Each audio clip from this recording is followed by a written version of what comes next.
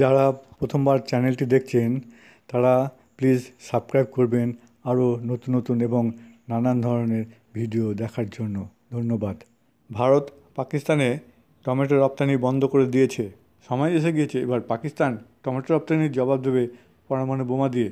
গতকাল শনিবার এই ভাষাতেই ভারতকে হুমকি দিয়েছে এক পাক সাংবাদিক, নাম কায়সার। এখানেই শেষ নয়, পাক সাংবাদিকের দাবি মোদি রাহুলের মুখেও টমেটো ছুঁড়ে মারবেন তারা। ভিডিওটি ইন্টারনেটে ভাইরাল। নেটিজেনরা এমন আজব হুমকির কথা শুনে হেসে গড়িয়ে পড়ছেন।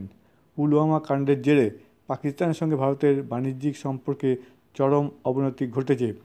পাকিস্তানকে দেওয়া মোস্ট ফেভারিট নেশন এর তকমা তুলে নিয়েছে ভারত। পাকিস্তানের টমেটো রপ্তানি বন্ধ হয়ে গিয়েছে। এই নিয়ে আয়োজিত টক শোতে কায়সার এই মন্তব্য করেন। জানিয়ে দেন টমেটোর জবাব তারা পরমাণু বোমা দিয়ে দেবেন। নেটিজেনরা বেজায় মজা পেয়েছেন এই ভিডিওটি দেখে। নানা রকমের মজাদার মিম তৈরি হয়ে গিয়েছে। পাশাপাশি চলছে ওই সাংবাদিককে নানা রকম অভিধায় ভূষিত করা। কেউ কেউ বলছেন মিস্টার তবা তবা, কেউ কেউ বলছেন মিস্টার টমেটো। পুলওয়ামা হামলার পর পাকিস্তানের জল সরবরাহ বন্ধ করে দিয়েছে নয়াদিল্লি।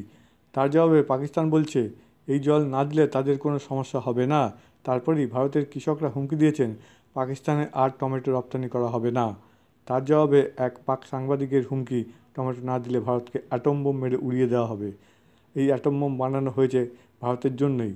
14 ফেব্রুয়ারি কাশ্মীরের পুলওয়ামায় সিআরপিএফের কনভয় জৈশ ই মহম্মদের আত্মঘাতী হামলায় 49 জন সিআরপিএফ জওয়ান শহীদ হন। তারপর থেকেই পাকিস্তানের সঙ্গে সব রকম সম্পর্ক ছিন্ন করার ডাক দিয়েছে নয়াদিল্লি।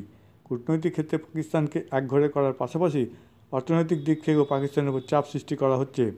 দুদিন আগেই কেন্দ্রীয় জল সম্পদ উন্নয়ন মন্ত্রী নীতিন গডকরি জানান, সিন্ধু জলবন্টন চুক্তি অনুযায়ী শতদ্রু, বিপাশা এবং রাভি নদীর জল যে পাকিস্তান যেত তা বন্ধ করে দেওয়া হলো।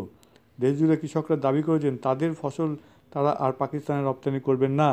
মধ্যপ্রদেশের এক কৃষক রবীন্দ্র পতিদার বলেন, আমাদের পাঠানো টমেটো খেয়ে আমাদের জওয়ানদের উপর হামলা করছে পাকিস্তান। আমরা চাই পাকিস্তানকে শেষ করে দেওয়া হোক। সরকারের উচিত অন্য দেশকেও বলা যাতে তারা পাকিস্তানকে কিছু রপ্তানি না করে।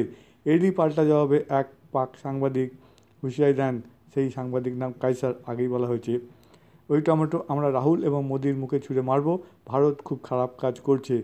সময় এসে গিয়েছে আমরা টমেটোর জবাব দেবো অ্যাটম বোমা দিয়ে। নেটিজেনদের একটা বড় অংশ শুরু করেছে তাকে নিয়ে ট্রোল করা।